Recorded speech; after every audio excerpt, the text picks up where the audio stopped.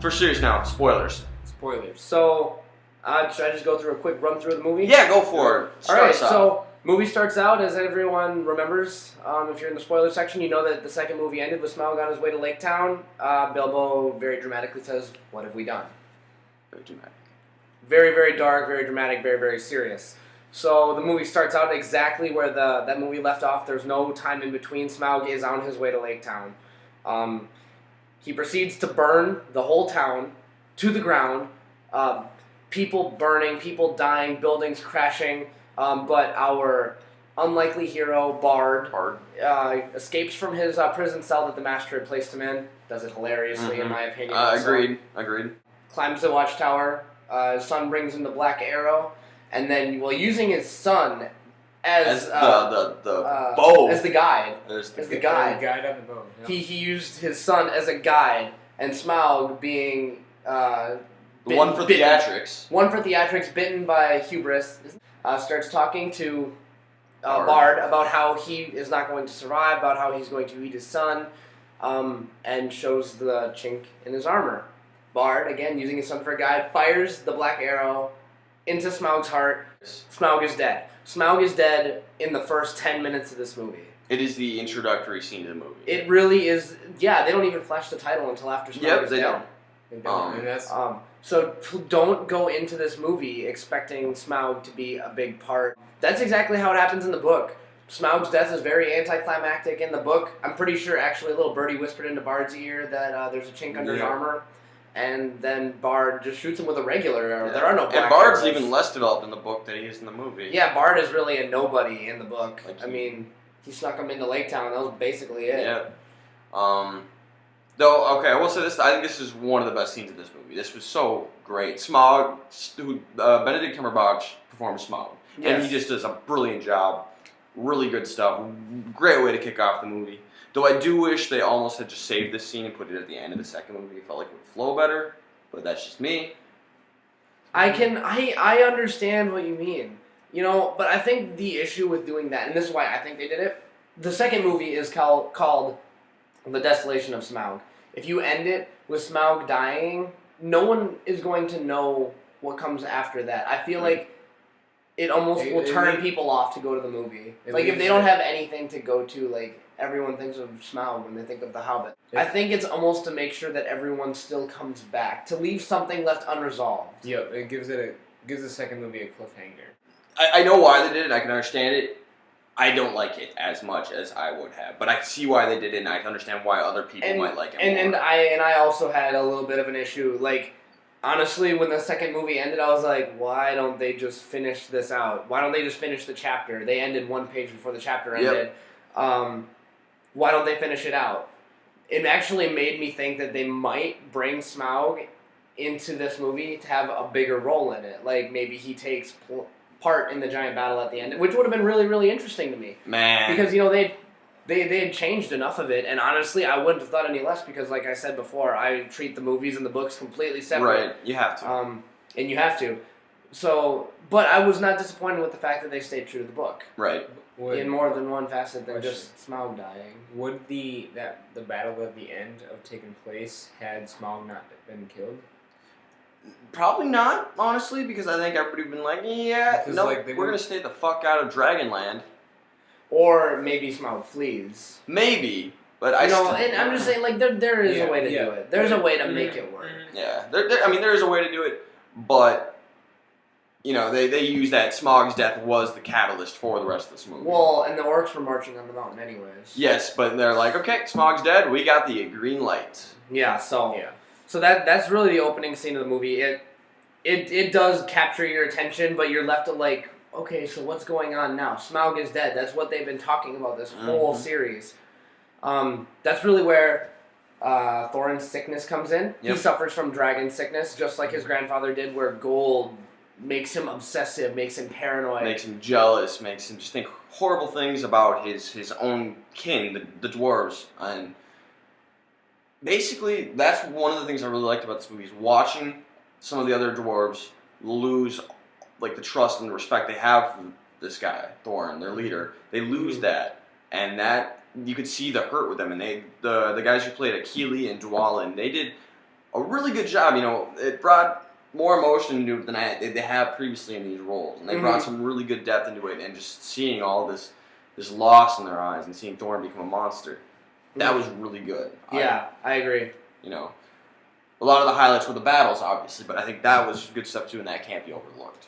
Yep. That brought some weight to this. And then, so the other thing that happened after Lake Town burned down, the men have to find sanction. So they go to the mountain looking to Thorin. For help and shelter. Shelter. And Thorin basically says, no, because you basically only let us do this because it was your greed. Yeah. But it's kind of ironic because he's being greedy. He's accusing them of being greedy when he is. So the Mirkwood Elves, the king that you met in the second movie, he shows up with his army as well to retrieve his star gems. And now you've got two of the armies are now here. The Arkenstone is what Thorin was looking for basically the whole movie. He was convinced that one of his dwarven kin had stolen it and was withholding it from him, when in fact Bilbo picked it up. And so Bilbo has it and ends up giving it to Bard and the Elven King. In hopes that Thorin might be more reasonable, I guess, and it hopes to be like, hey, we got what you want, you give us what we want, we all walk away, no war. Basically prevent a war. Thorin did try and kill Bilbo. Once he realized that he gave them the Arkenstone. Yep. Like that just shows how far Thorin has fallen. Yes, he's batshit crazy. But then the Dwarven army shows up and Thorin opts for war. He's willing to go to war with the army of men and the army of elves. Then the Orc army comes barreling out of the mountains, which I thought was a really cool entrance. Those worm things. Yeah, that was such a cool entrance. Those Earth Eaters, I can't remember what they called them. When I saw this, the Earth Eaters just tearing up mountains, I was like, whoa, this is awesome. It was really, really cool. So then the army comes out, and then they all more or less kind of set aside their differences. Like, they don't agree with each other still, but it's like, all right, we might not like each other, but they hate all of us. Right. So it becomes not even unlikely friendship. It's the enemy of my enemy is my friend sort of thing, and they all start to fight one back. of my favorite parts of this movie, the dwarves are seemingly the only ones who are going to fight, and they all get their shields lined up ready to go. And then all of a sudden the elves leave. I was like, wait, those are the elves. And I was like, oh shit, oh, that was awesome. That was cool. That was one of my favorite shots. That was really cool. Wasn't expecting it. Good stuff. And I always think it's cool, like in the movies with 300, and then with the dwarves, how they do their phalanx formation, where they like stack up their shields, or they always have some sort of formation that they're doing. Yeah. So cool, and I loved the dwarves because they're so short, so they can like stack their shields like Tetris. So cool. But Azog leads this terrible attack. So when the battle is seeming pretty hopeless, Thorin finally comes to his senses and leads his company out, and all the dwarves rally behind him and basically start pushing back. That is my absolute favorite scene of this movie. When they rally. Thorin's charged with all the dwarves. You know, he finally casts aside his greed and leads his company and all the other dwarves, and he leads the charge into the battle and turns the tide. That scene, goosebumps. All the goosebumps. Thorin's plan obviously isn't like we can't last against these numbers. We need to do something else. So they know Azog is stationed at the top of this cliff. They are going to go up there and they're going to cut the head off the snake, in Gandalf's words. So Thorin takes his best warriors up there. Fili, Kili, and Dwalin. Fili, Kili, Dwalin. Well, now they realize there's another army coming. Legolas and Tariel, Kate from Lost. They show up and like, guys, there's another army coming. This is all a diversion. Someone's got to warn Thorin. They're coming from that way. So Bilbo heads up there, and then Legolas and Kate from Lost head up there to try and warn him and slash save Kili, because Kate from Lost got the hots for Kili still, which is a running side plot through these movies. My least favorite. I agree. It felt forced. I mean, not terrible, but it's like they didn't get to spend any time together. Yeah, there's no way they're in love. There might be some attraction, but it's not fucking love. You've known each other for about an hour. But, you know, classic movie love romantic subplot, usually pretty shallow, not much to it. Mm-hmm. So, give it a pass, but easily the weakest element of element of this. One thing I like about Lord of the Rings is that there's really only one subplot, and at least they have history together. Yeah. They didn't just first meet. Yes. I never thought about that. No wonder Lord of the Rings is such a great movie. No lovey-dovey subplot. So they go up there and, it's a trap, and they realize it's a trap too late, and heart-wrenching, Feely gets murdered, cold blood.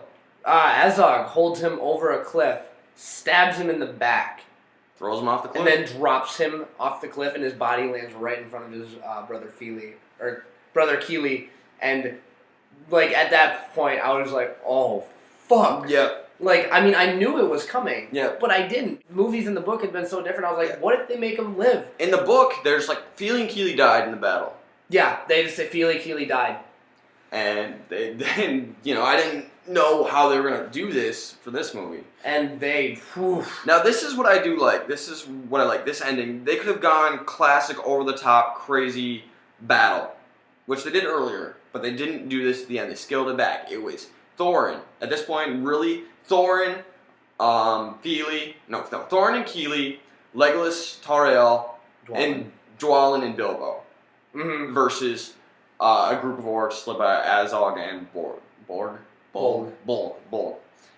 They scaled it back. They didn't use everybody. They only took a couple of these characters. And then, they left Bar, they left everybody else back. Some of the most developed.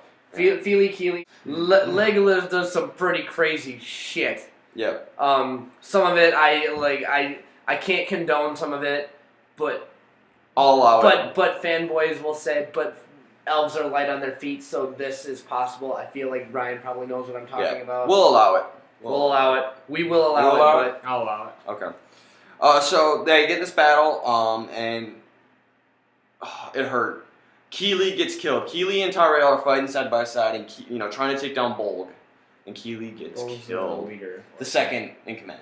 The second in command. Azog is the main one who fights Thorin. You can tell he's only seen the movie once. Yep. Bolg kills Keely, and it's devastating. And then Tauriel throws herself and Bolg off a cliff. And I got really excited here because I'm like, oh man, that'd be a great way to go out because I'm like, Tauriel's got to die now. Her love's gone. And she and Bolg go off the cliff, and they both live. But Tauriel's out of the battle now. She's injured. Bilbo gets knocked out. He's done. Homage to the book. Yeah, because Bilbo gets knocked out during the battle. Basically, no part in the battle. So, in the book, very quickly, this is the battle of the 5 armies.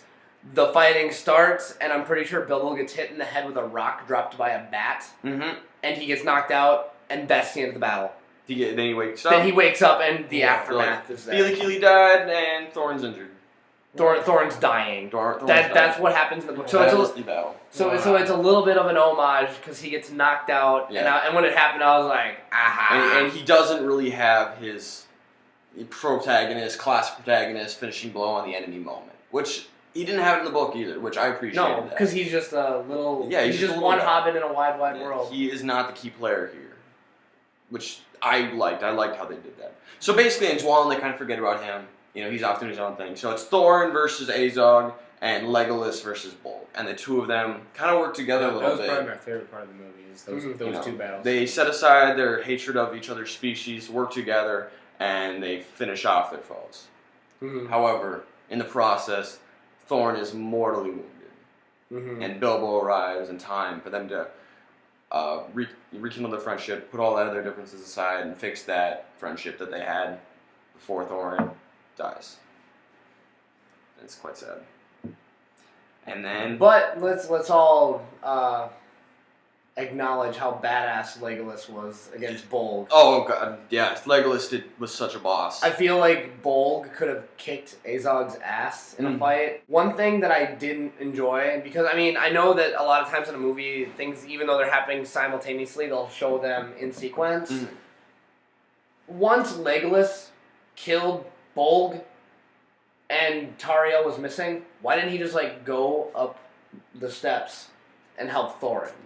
My guess is he's looking for Tauriel.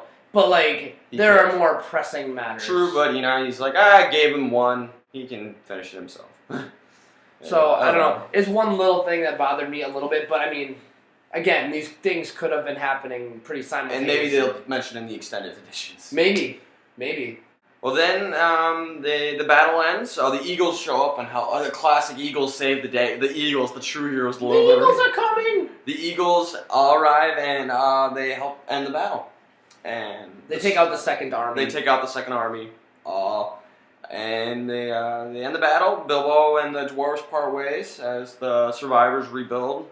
And Bilbo heads back to the Shire. With Gandalf, yep. With Gandalf, and reclaims his home as a very changed hobbit. So changed that nobody recognizes him. Yeah, they all thought he was dead. Needed proof of his identity. And two little things that they tied together. In the beginning of the first movie, Bilbo tells Frodo to watch out for that Bathilda Baggins. Mm-hmm. She steals the silverware. Bathilda Baggins is walking out of his house, because he had just gotten back with his silverware. They were auctioning off. Grabs the silverware. This is my silverware. They were auctioning off all of it. Yeah, because he was dead.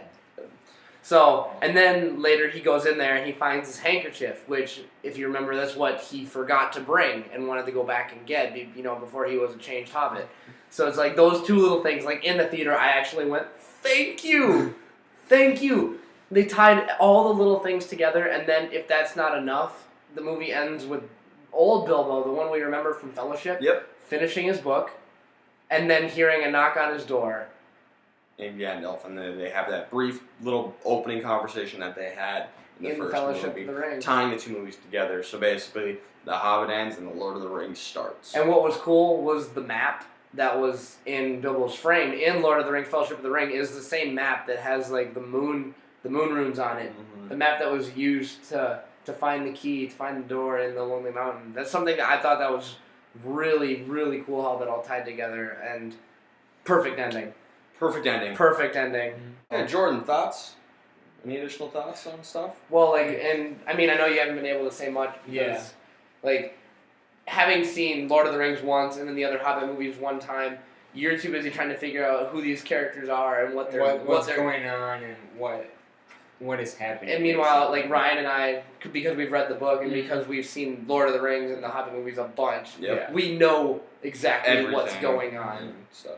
So it's like those little things that you mentioned, like that completely fazed me. Like, do you want to share with them that Aragorn issue that you had? Oh, yes. And then I want to clear it up. One issue I did have, and I made a mistake because I haven't seen the extended editions. At the very end of the movie, they're like, Legolas' father comes in and says, "You should head off to the north, meet this ranger called Strider," which is Aragorn. And okay, now they're just going too far trying to tie these two series together because there's no way Aragorn's alive. There's like a 60-year difference between the Hobbits and Lord of the Rings. Aragorn is not alive yet, not born yet. Bullshit. I call bullshit. And then I was really bothered by that. So after the movie, Ryan says that that's one of the only issues he had with the movie, and I said, "Oh, bro, let me clear this up for you. Lord of the Rings, Two Towers Extended Edition, on their way from Edoras to Helm's Deep, Éowyn and Aragorn have a conversation, finds out that Theoden was a boy when Aragorn went to war with his father. And Éowyn was really confused. How is this possible? That would make you at least 60. 70? You cannot be 80. And then Aragorn says, I am 87.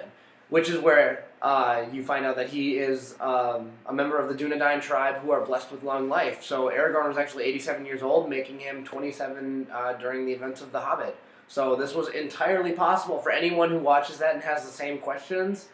That is explained. Aragorn is almost a 90-year-old man, which is kind of cool because, Arwen's an elf. And so, even though she becomes mortal, they're going to have a long, happy life together. Because Aragorn's 87, he's only 40 in those movies, maybe 35. And she's got elvish blood, so even if she does get her immortality, she's going to live for a while. So, it's one thing that he said, and I was like, I'm so happy I could clear that up for you, because that's something that I appreciated, because I had seen the extended edition. And I'm glad he asked me, otherwise he'd have left the theater with a sour taste in his mouth with that. Because, like you said, trying too hard, but no, that's entirely possible. Did you guys have any problems with these movies? Like I said, the only thing that really dates the movie, or the only thing that bothers me about the movie is that it can very well be dated by its use of CGI. I think I remember reading somewhere that Peter Jackson had $20 million either for one movie or for the entire trilogy of Lord of the Rings. I'm gonna guess probably $20 million per movie, but not sure. He didn't have a lot to work with, but they had to do everything way more conventionally. They had to put makeup on the orcs. They built miniatures. They built miniatures. They did all this stuff. For The Hobbit, it is very, very, very CGI. And although it is cutting-edge CGI and they spared no expense, CGI is going to get better. It's going to change. It's going to become more real every year. You can watch Lord of the Rings forever, and it's going to be acceptable. And it's going to be less dated. But when almost this entire movie was in some fashion or another CGI'd, it's going to date, in my opinion, it may date this movie. It runs the risk of being dated even more. With the exception of Smaug. I love the CGI for Smaug, but I don't understand why they did so well with Smaug and they can't do... Budget. They spent all their money on Smaug. They spent all the money on the first 10 minutes of this movie, and then the dwarfs, like Dane just looked so fake to me. Mm-hmm. Dane looked pretty fake. The leader of the dwarf army. Oh, yeah. Dane looked so fake to me, and it bothered me a lot, but... Peter Jackson runs into that problem a lot, where he spent a lot of his budget on special effects on one spot, like this big stuff, and he runs out some of the smaller stuff he's got to do. Did not know that, but I'll believe it. So, that's the only really thing I have with this movie. Other than that, I mean, it was the worst act in the book, and I would say that that this part of this movie that is the Hobbit story is better than that part of the book. Mm-hmm. If you were to compare them side by side. But then again, like I said, we got to treat them separately. It's a great book, great series, great ending to this series, especially if you're a fan of everything Middle Earth. Jordan, negative thoughts at all? No. Okay. The only other one I had really is the Tariel should have died. She should have died.